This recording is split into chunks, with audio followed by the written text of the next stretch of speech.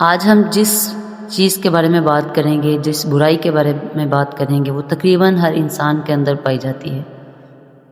ہاں، کسی کے اندر بہت زیادہ پائی جاتی ہے اور کسی کے اندر یہ برائی بہت کم بھی پائی جاتی ہے، اور ہو بھی سکتا ہے کہ کسی کے اندر نہ پائی جاتی ہو۔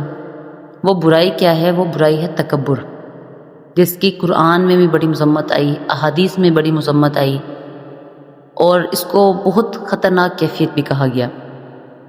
یہ عربی زبان کا لفظ ہے تکبر، جس کا مطلب ہے کہ اپنے آپ کو دوسروں سے برتر سمجھنا، بڑا سمجھنا، دوسروں کو حقیر سمجھنا یا ان کو نفرت کی نگاہ سے دیکھنا۔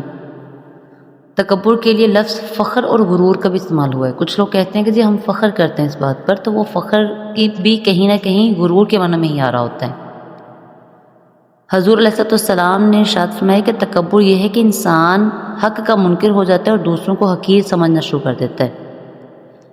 تکبر کو قرآن پاک میں بھی منع کیا گیا اور اس کی مذمت کی گئی۔ سورہ زمر کے اندر اللہ رب العزت نے آیت نمبر 60 کے اندر ارشاد فرمایا، الیس فی جہنم مثوی للمتکبرین، کیا تکبر کرنے والوں کا ٹھکانہ جہنم میں نہیں ہے؟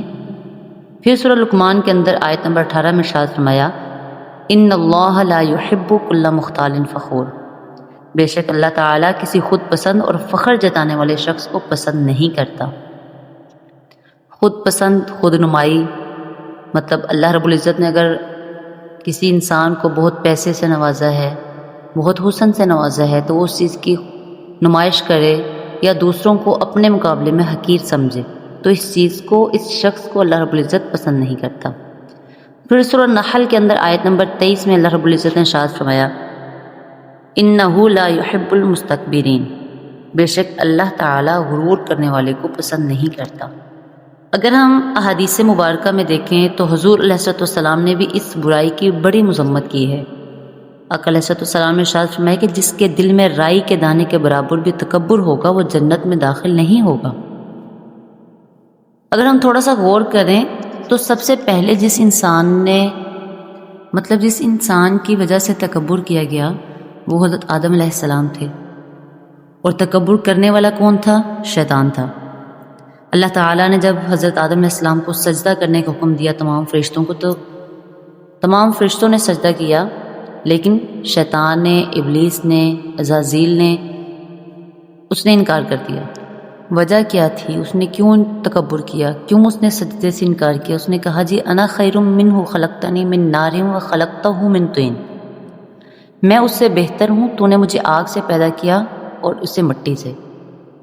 شیطان تکبر کرنے کی وجہ سے اللہ کی رحمت سے دور ہو گیا، جیسے کہ قرآن پاک میں ہی ارشاد باری تعالیٰ ہے، ابا واستکبر وکان من الکافرین۔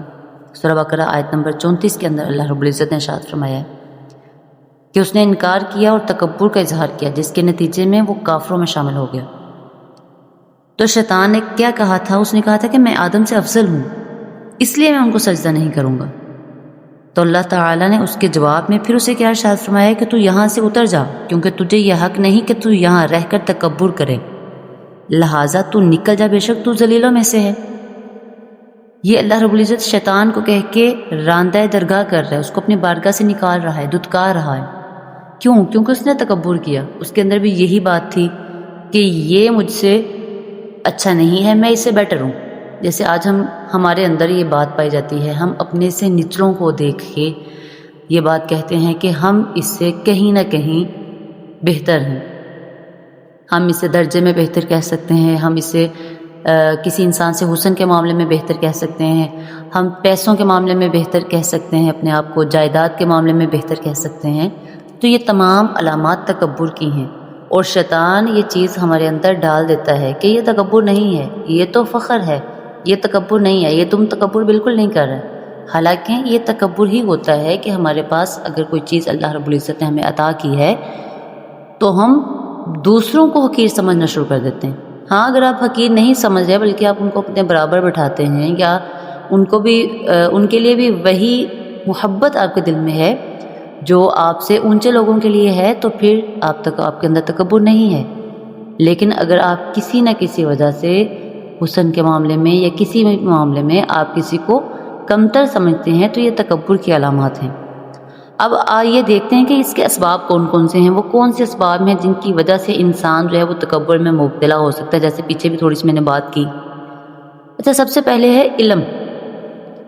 مطلب اگر جو ہے کوئی انسان علم میں بہت اعلیٰ ہے، مطلب دین کا علم ہو سکتا ہے، دنیاوی علم ہو سکتا ہے، جیسے بعض لوگ علم میں اعلیٰ ہو جاتے ہیں تو دوسروں سے آگے ہونے کی وجہ سے اپنے آپ کو دوسروں پر نمایاں کرنا شروع کر دیتے ہیں، اپنے آپ کو سمجھتے ہیں کہ جو میرے پاس ہے وہ شاید کسی کے پاس نہیں ہے، تو علم کی بنا پر بھی انسان جو ہے وہ تکبر میں مبتلا ہو سکتا ہے۔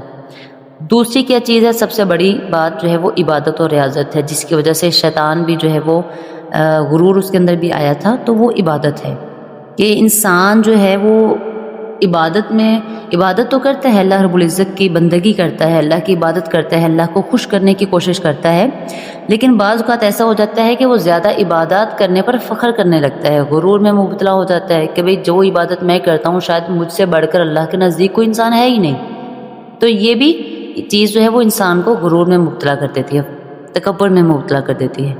پھر تیسری کیا چیز ہے، وہ ہے حسب و نسب۔ مطلب حسب نسب جو ہوتا ہے نا، وہ انسان کا خود ساختہ عزت یا ذلت کا معیار انسان بنا لیتا ہے اسے، کہ ہم جو ہیں وہ اعلیٰ پائے کے لوگ ہیں، ہمارا اٹھنا بیٹھنا بہت اعلیٰ لوگوں میں ہے، جو کمتر لوگ ہیں وہ ہم سے کمتر ہی ہیں، وہ حقیر ہیں، ہم بہت جو ہیں وہ پہنچے ہوئے لوگ ہیں۔ تو یہ چیز جو ہے وہ انسان کو غرور میں مبتلا کر دیتی ہے۔ جیسے کوئی پیسے والا ہو تو وہ سمجھتا ہے کہ شاید جس کے پاس پیسہ نہیں ہے، مال و دولت نہیں ہے، کوئی اسباب ایسے نہیں ہیں، تو وہ شاید ہمارے درمیان اٹھنے بیٹھنے کے قابل بھی نہیں ہے۔ تو یہ چیز انسان کو تکبر میں مبتلا کر دیتی ہے۔ اگلی کیا چیز آتی ہے، وہ ہے مال و متاع دنیا، یعنی دنیاوی مال و متاع جو ہوتی ہے، انسان اس سے بھی سرکش ہو جاتا ہے، مغرور ہو جاتا ہے۔ پانچویں چیز جو ہے وہ ہے حسن و جمال۔ اب یہ جو حسن و جمال ہے، یہ بھی حسب نسب کی طرح حسن و خوبصورتی بھی تکبر اور غرور کا باعث بن جاتی ہے۔ کچھ لوگ حسن کے زوال سے بے خبر ہو کر اس پر ناز کرتے ہیں، حالانکہ جب انسان نے مرنا ہے تو وہی حالت ایک خوبصورت، ایک حسن و جمال والی کی ہونی ہے، جو حالت جو ہے وہ عام شکل و صورت رکھنے والے انسان کی ہوتی ہے۔ تو اس کے نقصانات کیا ہوتے ہیں کہ جب انسان متکبر ہو جاتا ہے نا، تو وہ دوسروں کو حقیر اور کمتر سمجھ کر ان پر ظلم و زیادتی بھی بعض اوقات کرنے لگتا ہے، اپنے گناہوں پر بے باک ہو جاتا ہے اور سمجھتا ہے کہ مجھے کون سزا دے سکتا ہے، اسی وجہ سے وہ بے رحم ہو جاتا ہے، مروت، اخوت اور احسار اور ہر قسم کی اچھائیوں سے محروم ہو جاتا ہے۔ تکبر شیطانی فعل ہے، اس لیے شیطان کو رب نے دھتکار دیا۔ تکبر جو ہے وہ فعل عذاب الہی کا سبب بنتا ہے۔ اب اگلا سوال اٹھتا ہے کہ انسان کیسے بچے، اس چیز سے کیسے بچے؟ اگر اس کے پاس کچھ بہت اچھی چیز ہے تو وہ پھر تکبر سے کیسے بچے؟ تو اس کا علاج یہ ہے کہ انسان اپنے اندر سادگی پیدا کرے، اچھی صحبت اپنائے، اپنے اندر خوف خدا اور عاجزی پیدا کرے، اور یہ تصور پیش نظر رکھے کہ اس کی زندگی فانی ہے اور ختم ہو جانے والی، اور مرنے کے بعد دوبارہ اس نے اٹھنا ہے۔ پھر اللہ کے ہاں وہی شخص عزت پائے گا جس کے دل میں ایمان اور انکساری ہوگی۔ ایک مرتبہ حضرت عمر رضی اللہ تعالیٰ عنہ اپنی خلافت کے زمانے میں بغیر کسی مقصد کے یوں ہی ممبر پر بیٹھ گئے اور لوگوں سے کہنے لگے کہ ایک وقت تھا کہ میں اونٹ چرایا کرتا تھا، اور میں جب ذرا غفلت کرتا تو میرا باپ میری پٹائی کرتا۔ یہ بات کون کہہ رہا ہے؟ ایک خلیفہ وقت کہہ رہے ہیں، حضرت عمر رضی اللہ تعالیٰ عنہ ارشاد فرما رہے ہیں۔ اب لوگ حیران ہوئے کہ ممبر پر حضور بیٹھ گئے تو کیا وجہ ہو سکتی ہے؟ جو خلیفہ وقت ہیں وہ ممبر پر بیٹھ گئے ہیں تو کیوں بیٹھ گئے ہیں، اور ممبر پر بیٹھ کر بھی اپنی پرانی بات کو ہی دہرا رہے ہیں؟ تو لوگ حیران ہو کر ان سے پوچھنے لگے کہ اے امیر المومنین، یہ بات بتانے سے آپ کا کیا مقصد ہے؟ تو انہوں نے کیا کہا، یہ بات ہمارے لیے بڑے سوچنے کی ہے اور سمجھنے کی بات ہے کہ وہ خلیفہ وقت ہو کر یہ بات کہہ رہے ہیں۔ وہ کہتے ہیں کہ میرے دل میں غرور آ گیا تھا، تو میں نے اپنے آپ کہ میرے جو برے دن گزرے ہوئے تھے، میں نے اس کو آپ کے سامنے رکھا تاکہ میرے غرور کا علاج ہو جائے، اس کو یاد آ جائے کہ اگر آج اللہ نے اس کو عروج دیا ہے تو ایک وقت تھا جب اس پر زوال بھی تھا۔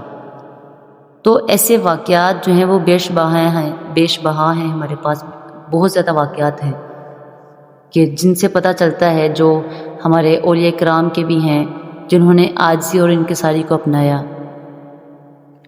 جو خلفاء تھے انہوں نے عاجزی اور انکساری کو اپنایا۔ سب سے بڑھ کر ہمارے حضور علیہ الصلوۃ والسلام، جن کے ہم امتی ہونے کا شرف رکھتے ہیں، انہوں نے عاجزی اور انکساری کو اپنایا۔